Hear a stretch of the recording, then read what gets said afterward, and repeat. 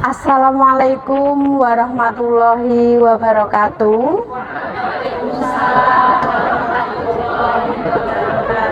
Selamat pagi dan salam sejahtera bagi kita semua. Yang saya hormati Ibu Bapak, rekan-rekan sejawat SMA Negeri 2 Pati. Terima kasih atas waktu yang telah diluangkannya sehingga Ibu Bapak berkenan untuk mengikuti kegiatan diseminasi konsep dan implementasi budaya positif di sekolah pada pagi hari ini. Yang pertama, alhamdulillah atas segala nikmat Allah karena pada pagi hari ini kita dapat berkumpul di ruang multimedia dalam keadaan sehat walafiat lahir dan batin. Sekali lagi apresiasi tinggi-tingginya untuk Ibu Bapak, rekan-rekan yang berkenan mengikuti kegiatan diseminasi ini. Sejatinya kegiatan ini adalah untuk memenuhi tugas pendidikan guru penggerak modul 1.4.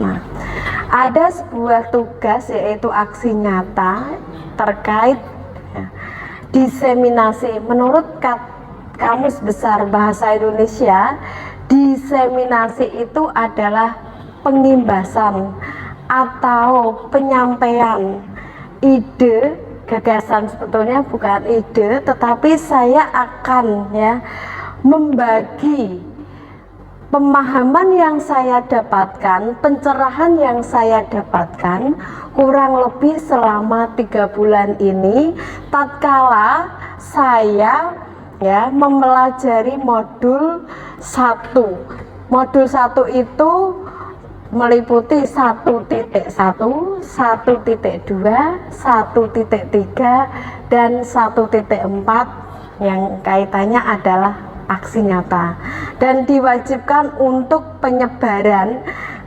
gagasan atau penyampaian apa yang telah kami peroleh kepada rekan-rekan sejawat.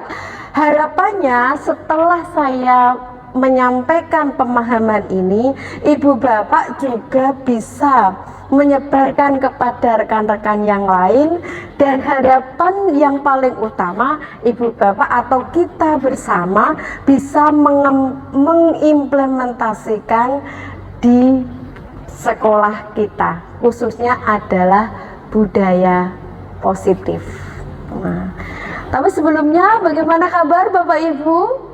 Baik, alhamdulillah ya, semangat ya. Nah, quotes pagi ini saya mempunyai quotes sejatinya siswa tidak membutuhkan guru yang sempurna. Sejatinya siswa membutuhkan seorang guru yang bahagia. Siapa yang membuat mereka bersemangat untuk datang ke sekolah dan kecintaan untuk belajar? Jawabnya adalah kita, guru yang merupakan bagian dari pengajaran, guru atau pendidik yang merupakan bagian dari pengajaran yang penuh kasih dan cinta.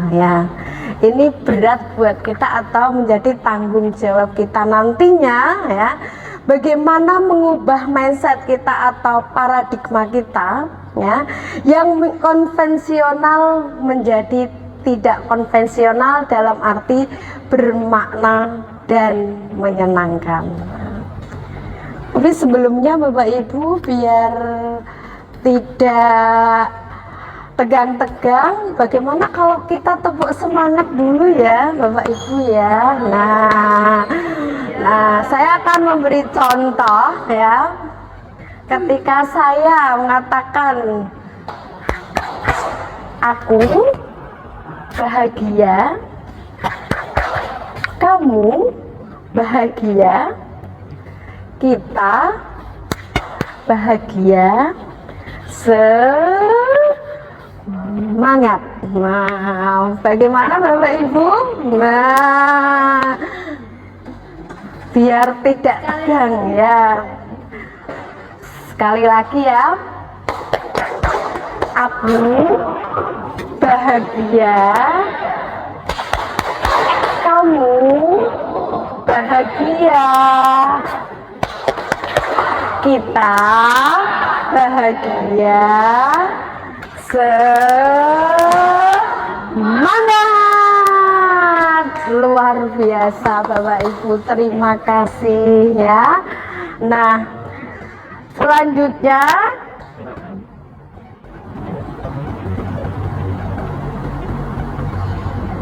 ya Bapak Ibu, materinya adalah diseminasi tentang budaya positif ya. Nah, sebelumnya Bapak Ibu pasti tahu kan ini gambar siapa?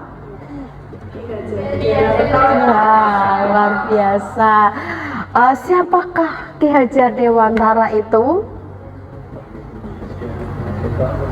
Bapak pendidikan yang pada masanya juga pernah menjabat sebagai Menteri Pendidikan. Nah, terkenal dengan semboyannya apa?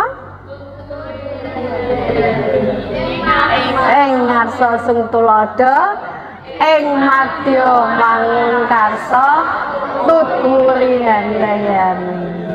Nah, ternyata Bapak Ibu ini berbagi pemahaman atau pencerahan ya Bapak Ibu. Sungguh luar biasa pemikiran Ki Hajar Dewantara yang semula kami atau saya sendiri bahkan yang hampir 16 tahun mengajar itu tidak sedetail itu atau tidak paham filosofi atau pemikiran kritis beliau.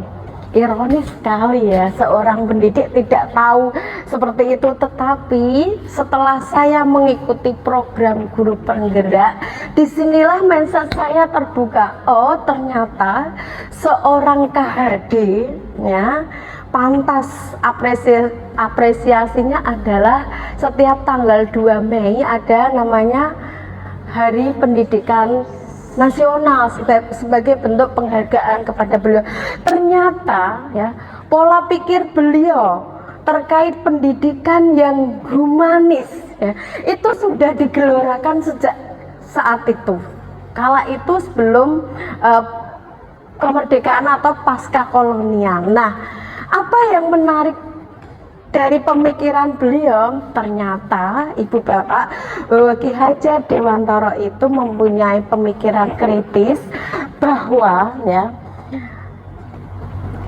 filosofinya dia adalah mendidik, mengajar adalah proses memanusiakan manusia sehingga manusia harus merdeka dari segi aspek kehidupan baik secara fisik, mental, jasmani, dan rohani. Di sini Ki Hajar Dewantara menjelaskan bahwa hakikat guru itu menuntun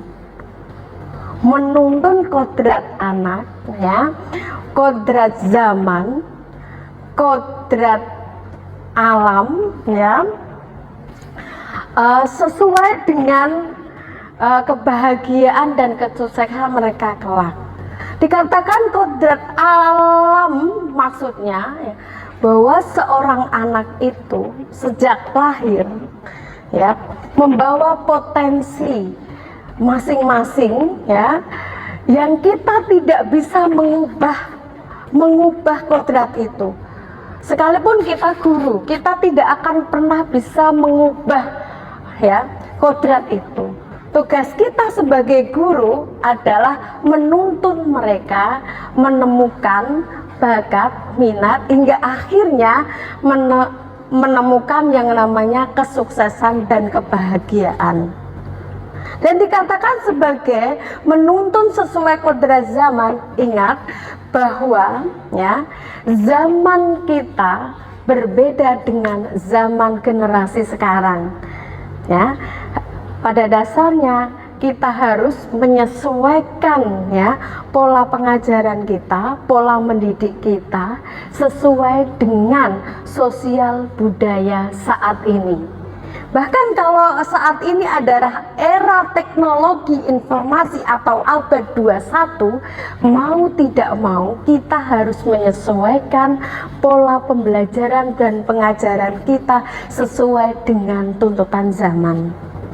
Nah, itulah pemikiran kritis Ki Hajar Dewantara, dan pendidik adalah bagian dari pengajaran, mempunyai tanggung jawab besar ya dalam rangka menuntun mereka.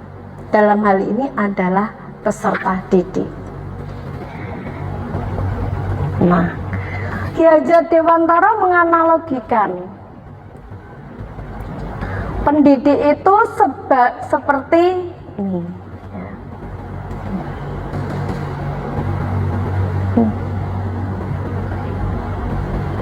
Seorang petani.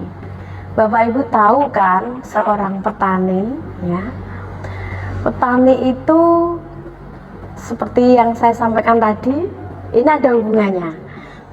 Petani itu menanam jagung tidak akan tumbuh padi. Menanam padi tidak akan pernah tumbuh jagung. Ya. Sama halnya dengan seorang pendidik ya.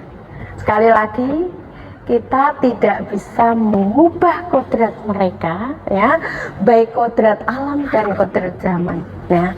Tugas kita menuntun.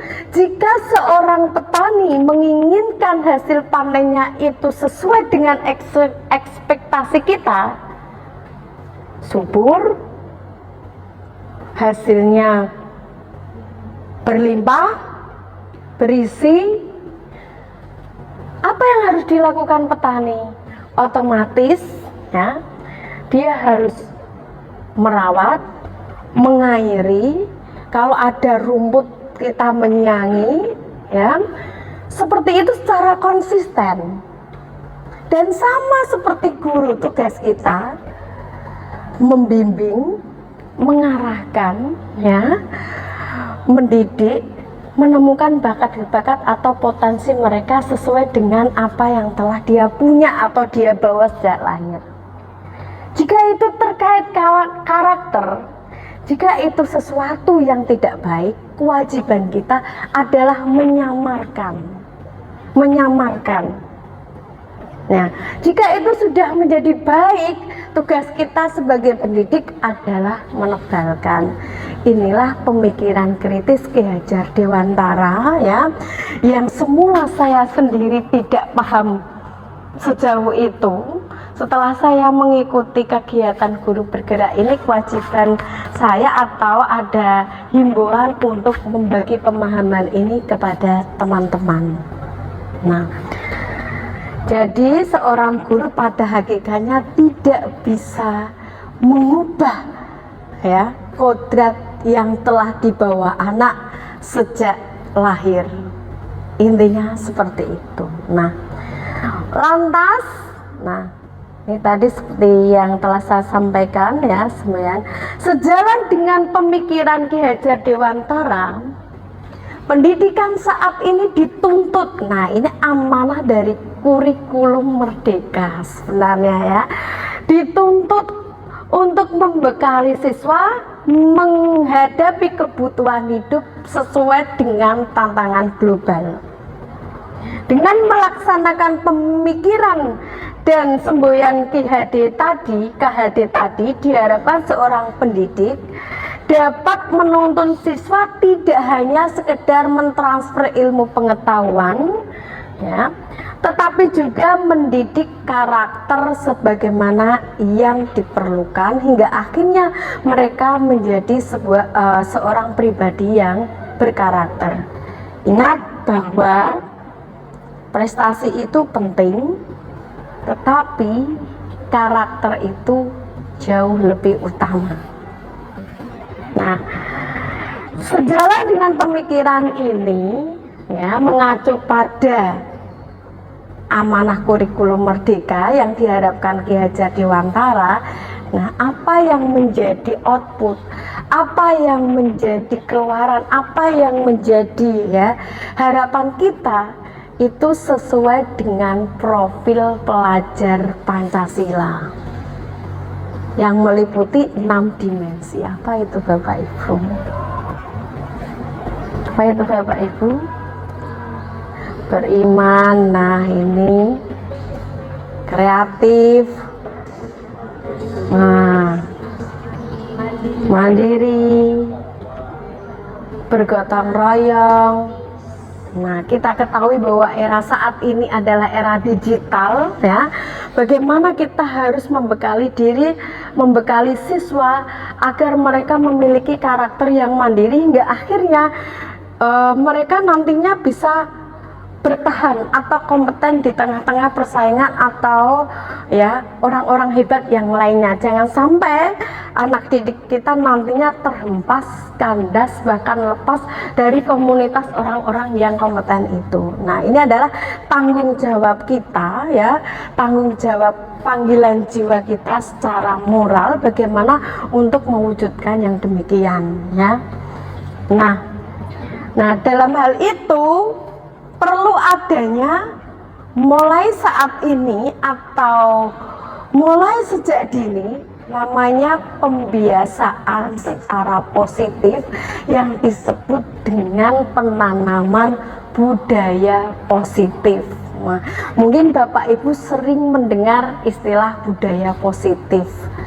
Pembiasaan ya yang menjadi kebiasaan terhadap hal-hal yang baik atau nilai-nilai kebajikan, ya.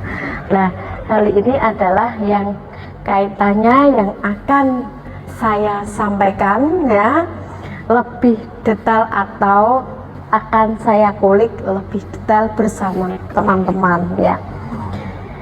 Nah, di dalam pembiasaan atau penanaman budaya positif, nah, apa yang perlu kita ubah, konsep kita yang perlu kita ubah, ya, salah satunya adalah perubahan paradigma belajar, ya.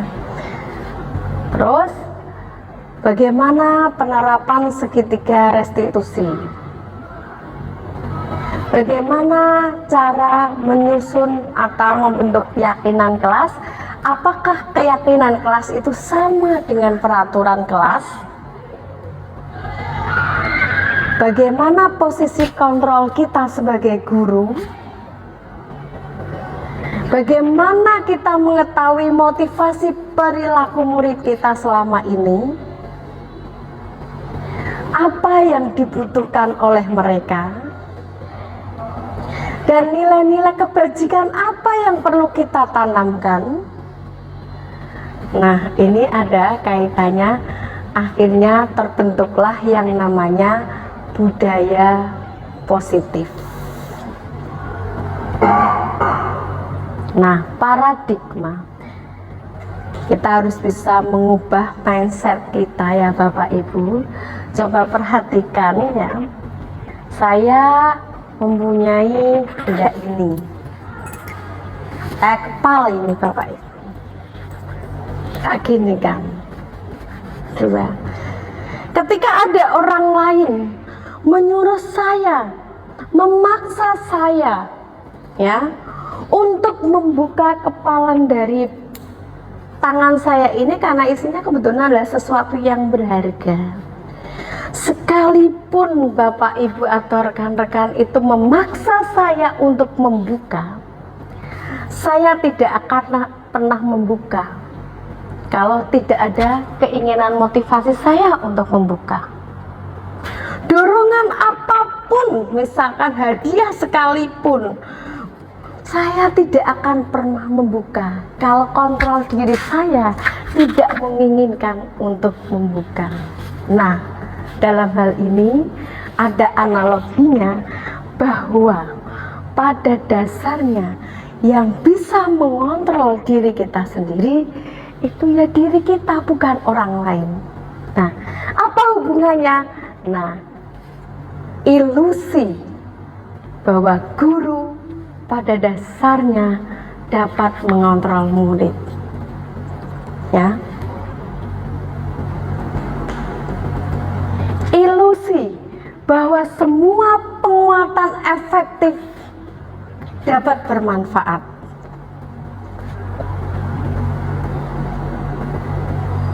Ilusi bahwa kritik dan membuat orang merasa bersalah dapat menguatkan karakter.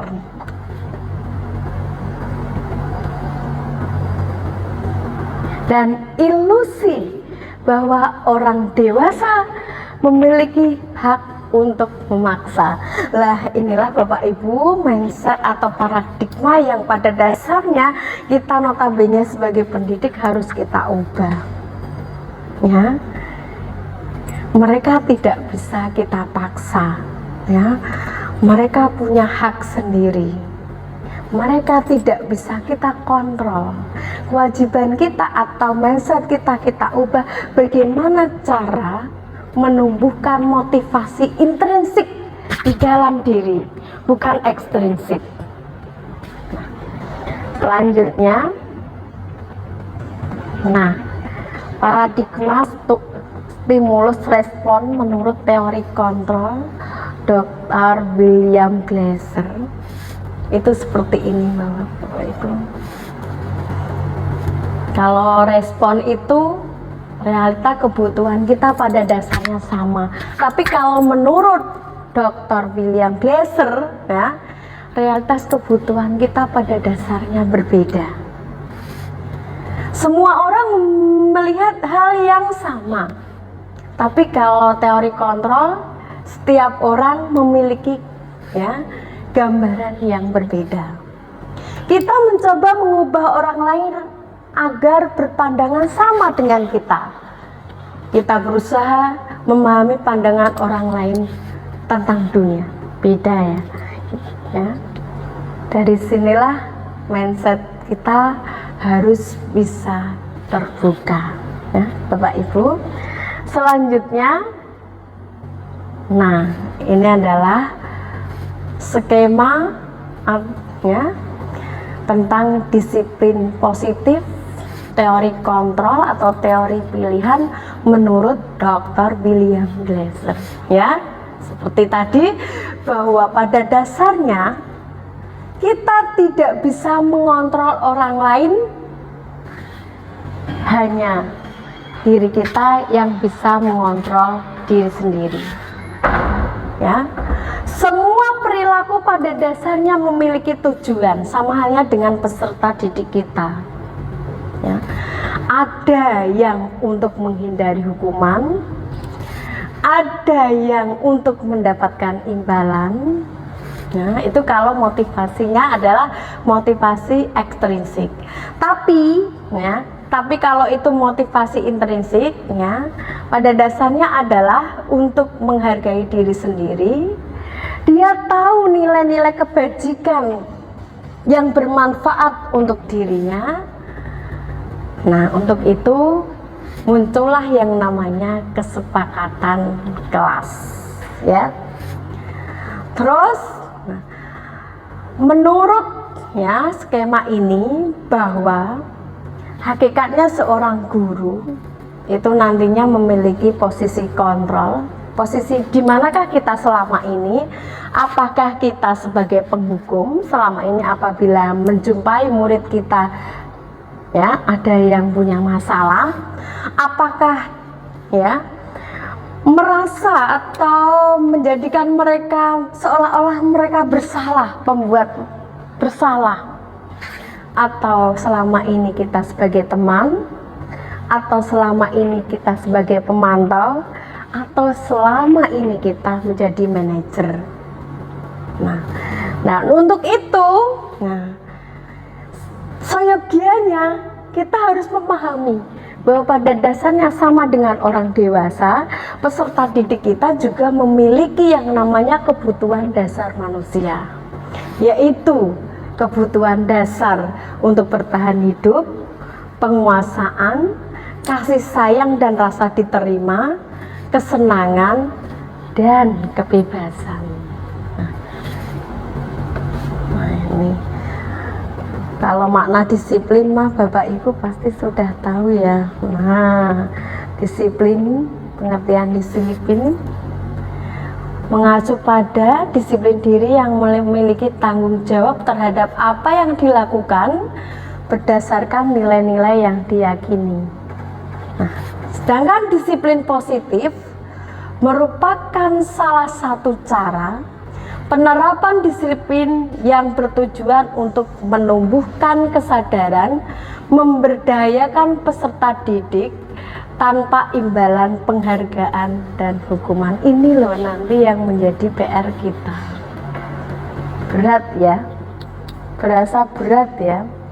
Nah, teori itu lebih mudah katanya. Nah, tapi prakteknya nanti yang susah ya.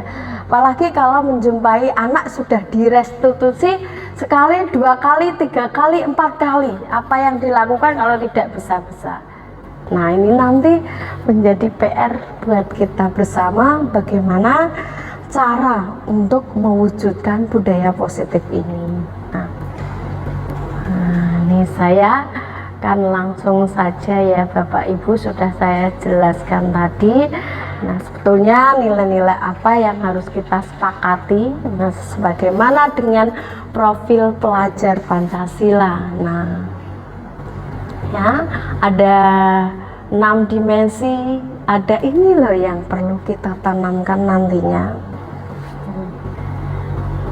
Terus, nah ini, nah Bapak Ibu,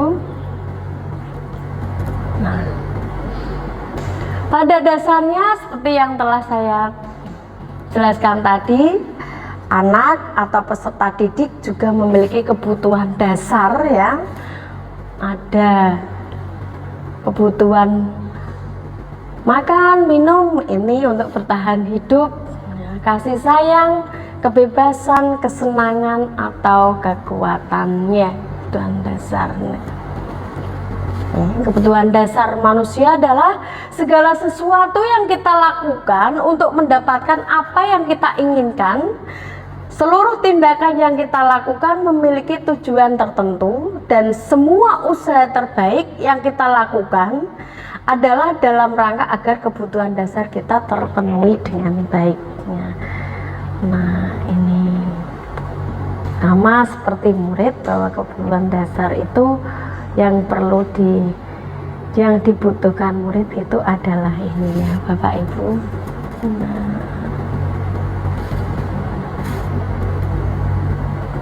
Nah, berarti kalau ada murid kita yang kalau diajar kok senang bernyanyi-nyanyi, berarti pada dasarnya dia itu belum terpenuhi untuk kebutuhan dasarnya terkait kesenangan ya. Bila dia ya, kok kita positif thinking aja, ada anak yang tingkahnya aneh di sekolah misalkan ya, berarti dia ingin diterima atau ingin kasih sayang. Nah, misalkan seperti itu. Nah, itu kebutuhan. Bila ada murid kita ya yang semau gue, misalnya sekarang itu kan istilahnya mencari jati diri, berarti ada kebutuhan dasar yang belum terpenuhi, yaitu terkait kebebasan ya, seperti itu ya. Bila ada pekerjaannya kok disalah-salahkan, ini sudah betul kok Bu, berarti itu ada kebutuhan dasar yang belum terpenuhi, yaitu penguasaanmu sudah betul kok masih disalah-salahkan. Nah, seperti itu. Tidak usah nih, ini sudah nah, seperti yang saya sampaikan, tugas kita adalah memunculkan motivasi ya yang sifatnya intrinsik, bukan eksternal. Nah, kalau eksternal, saya dulu berpikiran bahwa kalau ya di luar mindset saya, kalau ternyata hadiah atau reward ya itu ternyata bisa membunuh kreativitas ya. Padahal dulu kita berkewajiban untuk, atau ada ya, kalau murid kita nilainya 100 misalkan, nah kita beri hadiah. Ternyata setelah saya mempelajari ini, ternyata penghargaan itu bisa membunuh kreativitas. Ternyata juga sebuah penghargaan itu nantinya bisa menimbulkan kesenjangan. Ketika ada murid kita puji di kelas, ternyata yang lain itu ada rasa itu dipuji terus. Nah, itu anak emasnya. Nah, seperti itu ya. Nah, ternyata seperti itu ya Bapak Ibu. Nah, ini saya membaginya dengan Bapak Ibu ya. Nah, ini berdasarkan ilmu. Nah, ternyata kalau pengaruh jangka panjang, hadiah itu tidak efektif ya. Motivasinya nanti kalau melakukan sesuatu itu karena hadiah. Dan ini mulai saya ubah sendiri untuk anak saya. Kemarin-kemarin saya selalu menerapkan setelah nanti naik, misalkan mengaji misalkan ya, setelah naik jilid nanti saya beri hadiah ini. Kamu kalau setelah mau membaca ini, setelah ini tak belikan ini. Ternyata itu salah. Ketika tidak ada hadiah ya, dia melakukannya tidak maksimal atau tidak sungguh-sungguh. Berarti harus kita ubah. Dan ini mindset ini juga kita ubah ketika kita berhadapan atau berhubungan langsung dengan siswa didik kita ya. Merusak hubungan seperti tadi ya. Nah ya Bapak Ibu, motivasi intrinsik itu apa yang disebut dengan motivasi intrinsik? Nah, inilah yang perlu kita tanamkan, kita budayakan ya, menumbuhkan motivasi intrinsik. Nah, dan ya, yang selama ini kita dengan mudahnya menerapkan hukuman ya, kita ubah juga mindset kita bahwa hukuman itu ternyata membekas dan lara ya. Apalagi kalau itu adalah hukuman verbal. Misalkan ya, kalau saya dulu itu dihukum apapun tidak pernah sakit hati. Saya tuh baru tahu kalau bullying itu sekarang. Kalau dulu ketika saya sekolah sih dibully itu hal yang biasa, dan itu malah menumbuhkan atau mental saya menjadi kuat. Kalau sekarang sudah tidak ya. Oleh karena itu kita harus bisa membedakan atau mengubah mindset kita yang sedikit-sedikit hukuman, yang sedikit-sedikit, sekalipun Bapak Ibu hukuman itu sifatnya adalah positif, ternyata itu tidak efektif. Contoh positif itu apa? Yang selama kemarin-kemarin saya terapkan, misalnya terlambat 10 menit silahkan menyanyi lagu kebangsaan. Terlambat 10 menit silahkan membaca surah-surah pendek misalnya. Ternyata itu juga kurang efektif ya, nanti akhirnya bisa membekas ya. Nah, kita ubah mindset untuk konsekuensi saja, bukan hukuman. Coba Bapak Ibu perhatikan ya, jika ini termasuk konsekuensi atau hukuman. Mencatat 100 kali di dalam buku kalimat saya tidak akan terlambat lagi. Hukuman, ini konsekuensi. Ya, konsekuensi atau hukuman sudah tidak berlaku untuk sekarang ya. Terus lari mengelilingi lapangan basket 2 kali karena terlambat hadir sekolah. Hukuman atau konsekuensi? Hukuman ya. Murid diminta untuk push up. Nah, jelas ini hukumannya. Menggantikan kertas tugas teman yang telah dicoret-coret. Nah, konsekuensi nanti ini yang perlu kita tanamkan. Membersihkan tumpahan air di meja tulis karena tersenggol pada saat belajar. Konsekuensi. meminta murid tidak mengenakan sepatu seharian di sekolah karena tidak mengenakan sepatu hitam. Ini yang sering masih kita terapkan. Nah, oleh karena itu setelah ini diubah ya Bapak Ibu mindset kita ya. Nah, karena ini bukan semata-mata tanggung jawab guru BK ya. Nah, terus lari mengelilingi lapangan. Karena terlambat untuk karena ini PJOK, pelajarannya PJOK. Nah, sekarang jika kita menjumpai masalah-masalah pada anak ini loh ya, bagaimana kita merestitusi? Apa restitusi itu? Restitusi adalah proses menciptakan kondisi bagi murid untuk memperbaiki kesalahan mereka. Sekali lagi, untuk memperbaiki kesalahan mereka sehingga mereka tidak kembali pada kelompok mereka dengan karakter yang lebih kuat. Ya. Bosen ini ya. Nah, dah ya. Nah, selama ini Bapak Ibu saya bertanya ya, posisi kontrol apa apabila menjumpai murid kita bersalah atau tidak sesuai dengan yang ya, menurut Bapak Ibu selama ini yang Bapak Ibu terapkan posisi apa? Penghukum? Pasti ini selama ini ya. Nah, ataukah membuat merasa bersalah? Kadang-kadang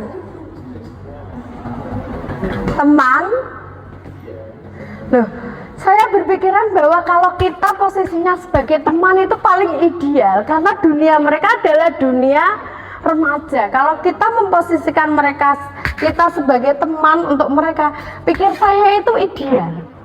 Ternyata saya setelah mempelajari teori Gosen ini, ternyata itu menumbuhkan ketidakmandirian ternyata.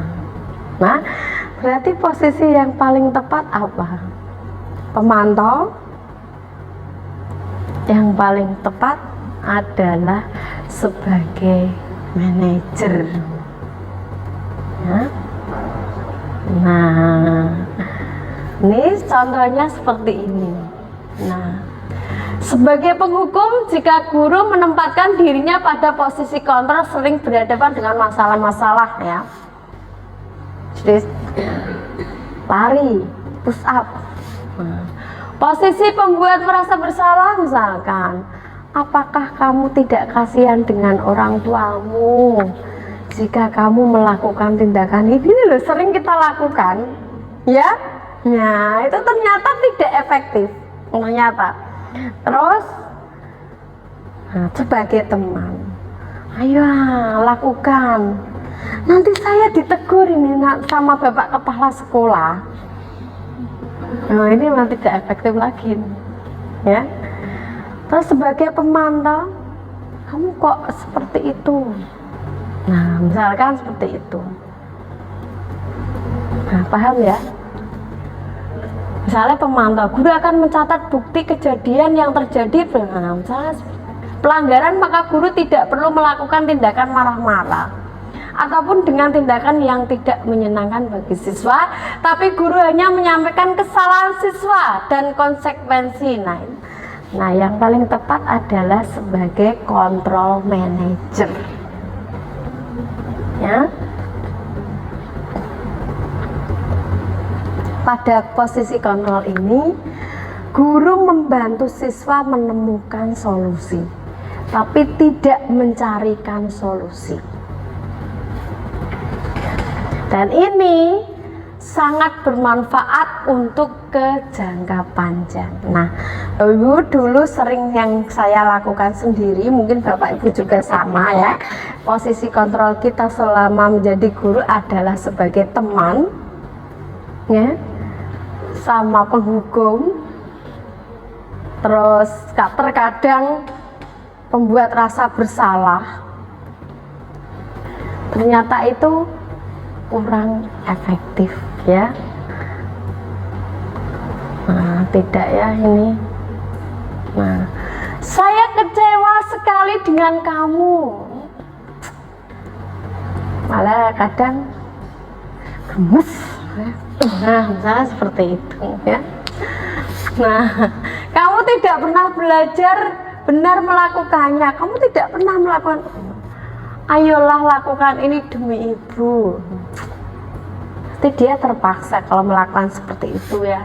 Apakah kamu mau mendapatkan stiker bintang hari ini? Bagaimana kamu bisa menyelesaikan masalah ini? Kamu selalu yang paling terakhir. Nah, itu seperti itu.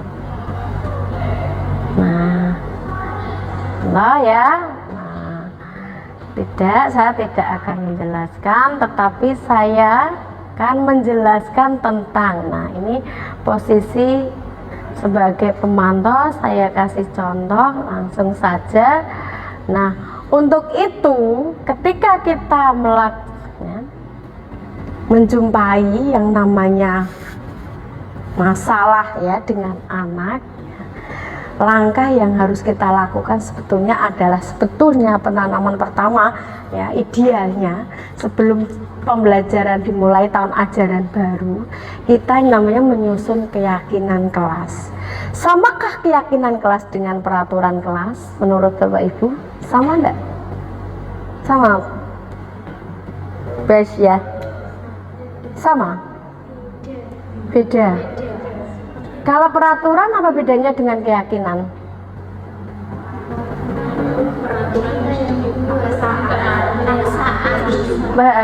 Peraturan itu sedikit paksaan dan sudah dibuat tidak bersama dengan murid. Ya. Tapi kalau keyakinan kelas itu dibuat bersama murid dan disepakati bersama. Kalimatnya Bapak Ibu, ya. Kalau ini memakai helm agar tidak ditangkap polisi misalnya, itu bukan keyakinan, tapi memakai helm demi keselamatan, itu keyakinan. Jangan membuang sampah sembarangan, kalimatnya beda kalau keyakinan kelas. Kalau aturan jangan membuang sampah sembarangan, tapi kalau keyakinan kelas membuang sampah pada tempatnya. Karena keyakinan kelas itu kaitannya dengan penanaman nilai-nilai universal. Hormati temanmu yang berbeda agama. Kalimatnya ya beda dengan kalimat positif seperti ini. Saling menghargai teman yang berbeda agama. Nah, itu yang namanya keyakinan yang perlu ditanamkan kepada mereka. Sebetulnya ini di awal kegiatan pembelajaran yang disepakati, dan perlu diingat keyakinan itu tidak sebanyak-banyak, tetapi perlu mudah diingat untuk mereka dan ditanamkan dalam kehidupan sehari-hari. Ya, udah ya. Next, sifat-sifat keyakinan kelas lebih abstrak atau daripada peraturan. Keyakinan kelas berupa pernyataan-pernyataan universal. Pernyataan keyakinan kelas senantiasa dibuat dalam bentuk positif. Keyakinan kelas hendaknya tidak terlalu banyak. Keyakinan kelas setidaknya sesuatu yang dapat diterapkan. Nah, semua warga hendaknya ikut berkontribusi. Nah, udah ya Bapak Ibu. Nah, ini nantinya kita ya mulai ya untuk menyusun. Nah, ini contoh keyakinan kelas yang sudah saya buat. Nah, 1. Saling menghormati dan menghargai teman. Menjaga dan mengembalikan barang pada tempatnya. Misalkan setelah memakai TV, ini apa loh? Remote. Nah, terus membuang sampah pada tempatnya. selalu menjaga kebersihan kelas. Nah, melaksanakan piket kelas. Contoh Bapak Ibu satu ya, saling menghormati dan menghargai teman. Ini nilai-nilai universal apa yang kita tanamkan kepada anak didik kita. Menghormati ya, menjaga dan mengembalikan barang pada tempatnya. Berarti nilai-nilai universal apa? Tanggung jawab, disiplin ya, bersikap dan berkata sopan. Jadi nilai apa? Kesopanan atau etika. Nah, ini yang perlu kita tanamkan pada mereka dan kita sepakati. Nah, ini yang apa itu? Ini namanya segitiga restitusi. Nah, bagaimana penerapannya? Ini suatu proses dialog yang dijalankan oleh guru atau orang tua agar dapat menghasilkan murid yang mandiri dan bertanggung jawab. Sudahkah Bapak Ibu menerapkan segitiga restitusi? Sebetulnya sudah. Hanya saja yang bagian menanyakan keyakinan ini yang belum. Yang belum itu yang ini. Nah, bagian menstabilitas identitas itu misalnya seperti ini Bapak Ibu. Ada murid saya misalnya terlambat 10 menit di jam saya. Sudah tidak lagi kita ayo berdiri sampai jam, sudah tidak. Masa kita harus paradigma kita harus kita ubah. Silahkan duduk. Nanti setelah pembelajaran kamu temui saya di ruangan ibu misalkan. Tapi ekspresinya jangan pakai marah. Ekspresinya ekspresi yang bahagia atau dalam arti bersahabat ya. Ya. Kalau marah nanti tertekan. Itu enggak, mana bahagia. Coba. Nah, setelah ini kamu menemui ibu, biar nanti datangnya ke kantor menemui bapak ibu itu tidak berat. Nah, terus setelah itu ya kita tanya, tidak usah kita yang kamu ya kenapa, tidak usah, tidak buang mindset kita. Kamu tahu mengapa ibu memanggil kamu? Iya Bu, terkait masalah tadi pagi misalkan anak menjawabnya seperti itu. Kamu tahu bahwa tindakan itu menurut kamu benar apa salah? Pasti dia akan menjawab, salah Bu. Iya, setiap orang pasti memiliki kesalahan. Orang dewasa sekalipun, ya remaja bahkan anak-anak. Ini namanya menstabilkan identitas. Nah, terus validasi tindakan kita gali. Mengapa kamu terlambat? Dia akan menjawab, tadi saya makan di kantin Bu, antrinya lama. Setelah itu saya juga tidak langsung bergegas untuk kembali ke kelas, tapi saya berjumpa dengan teman saya lain kelas, akhirnya kami ngobrol. Nah, menurut kamu itu betul apa salah? Nah, itu yang namanya stabilitas tindakan yang salah. Nah, sebetulnya Bapak Ibu sudah menerapkan ini, tapi yang ketiga yang terkadang kita belum menanyakan keyakinan itu. Nah, kaitannya Mas, Mbak, atau misalkan ya, bukankah ya sudah mensepakati atau membuat keyakinan kelas yang menjadi kesepakatan bersama? Sudah Bu. Jika kamu terlambat 10 menit berarti kamu meyakini keyakinan kelas itu apa tidak? Belum Bu. Apa keyakinan kelas yang seharusnya kamu sepakati? Menghargai orang lain dan menghargai waktu Bu. Nah, itu loh yang disebut dengan menanyakan keyakinan. Setelah menanyakan keyakinan, apa tahap kita? Kita tidak usah menemukan solusinya, Tapi biarkan anak. Nah, setelah kamu tahu bahwa itu tindakan yang salah dan pada dasarnya kamu meyakini kesepakatan kelas itu, apa tindakan yang akan kamu lakukan setelah kamu ya, atau setelah hari ini kamu terlambat, setelah kamu saya panggil misalnya, dia akan menjawab, setelah ini saya tidak akan mengulanginya lagi Bu, mulai besok saya akan bergegas ketika makan, tidak lama-lama, tidak ngobrol dengan teman misalkan seperti itu ya.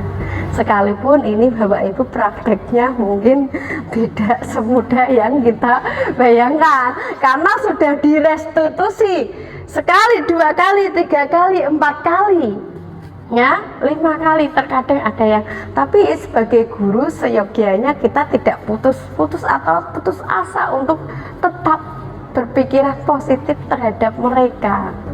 Nah, kemarin ada pertanyaan menggelitik, lantas bagaimana cara merestitusi jika kasusnya itu berat Bu? Contohnya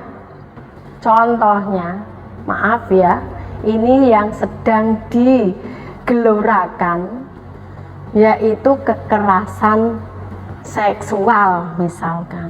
Nah, ini koridornya sudah nanti kolaborasinya tidak individu, tetapi kolaborasi dengan guru BK, sudah hubungannya dengan orang tua murid, dan kalau diperlukan adalah pihak ketiga.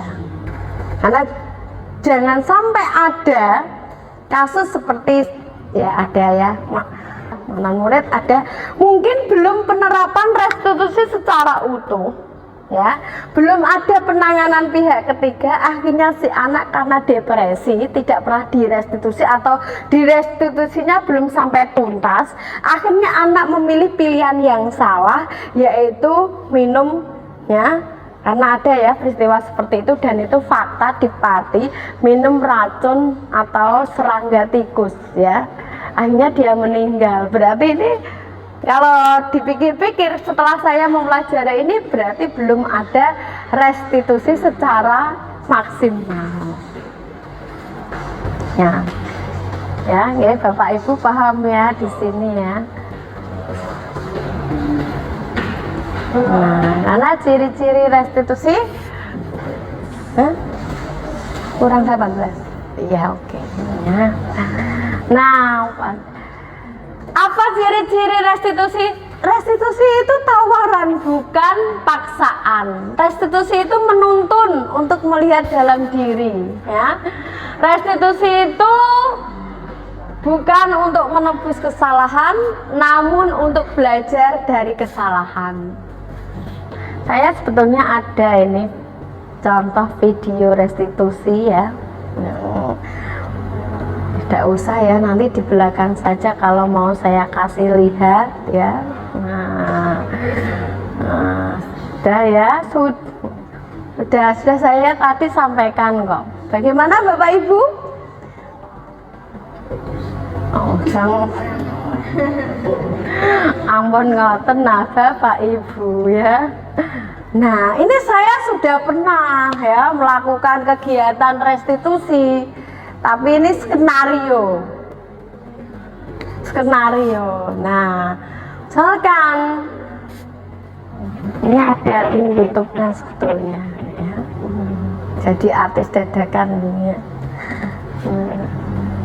Nah, ini contoh implementasi atau penerapan budaya positif di kelas, misalkan berdoa sebelum dan sesudah pembelajaran, peduli dan empati terhadap sesama, menjaga kebersihan kelas ya, membuang sampah pada tempatnya, rapi dalam berpakaian, karena ini ada kaitannya disiplin ya, pakaian, senyum sapa salam kaitannya dengan sopan santun. Paham ya Bapak Ibu, demikian yang dapat saya sampaikan. Itu adalah pemahaman yang saya dapatkan oleh selama kurang lebih 3 bulan. Dan nanti tanggung jawab kita bersama, mungkin Bapak Ibu di luar bisa membaginya dengan yang lain. Dan yang paling penting adalah implementasinya di sekolah kita. Bagaimana cara penerapan budaya positif ya. Terima kasih atensinya Bapak Ibu dan kerjasamanya. Nah, setelah ini Bapak Ibu, refleksinya ya Bapak Ibu saya tunggu. Nah, ya. Bahwa pendidikan merupakan, nah ini ada kata penutup Bapak Ibu. Pendidikan merupakan peradaban dunia. Pintu tersebut tidak akan terbuka kecuali dengan satu kunci, yaitu sosok guru yang peduli dengan peradaban ya. Terima kasih Bapak Ibu atas perhatiannya, kurang lebihnya mohon maaf ya. Bapak Ibu semoga terinspirasi ya, sebagai guru bergerak dan menggerakkan. Selamat siang, terima kasih. Assalamualaikum warahmatullahi wabarakatuh. Minum ya Bapak Ibu. Selamat siang Bapak Ibu, perkenalkan saya Desi Rahmawati dari SMA Negeri 2 Pati. Hari ini saya sudah mengikuti diseminasi yang sudah diadakan oleh Ibu Suyati SPD ya.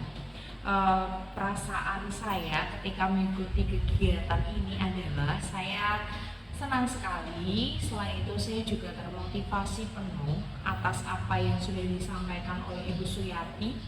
Jadi saya terpacu untuk bisa mengikuti seperti apa yang sudah dilakukan oleh Ibu Suyati.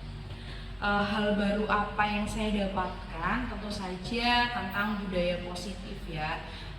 Sebelumnya saya tidak tahu apa itu budaya positif sekolah, tapi setelah setelah mengikuti diseminasi ini saya jadi tahu apa itu budaya positif sekolah, bagaimana menerapkannya di dalam kelas, lalu apa itu keyakinan kelas, bagaimana menerapkannya dalam kelas. Lalu posisi saya sebagai guru, bahwa guru itu bukan sebagai pemberi hukuman ataupun teman, tapi sebagai manajer dan sebagainya. Lalu apa yang akan saya lakukan setelah mengikuti kegiatan ini? Yang pertama, saya akan memposisikan diri saya sebagai seorang manajer dalam keseharian saya sebagai seorang guru. Lalu kemudian saya akan membuat keyakinan kelas di kelas yang saya ampu, sehingga nanti harapan saya keyakinan kelas tersebut bisa menjadi disiplin positif untuk murid-murid yang saya ajak. Terima kasih.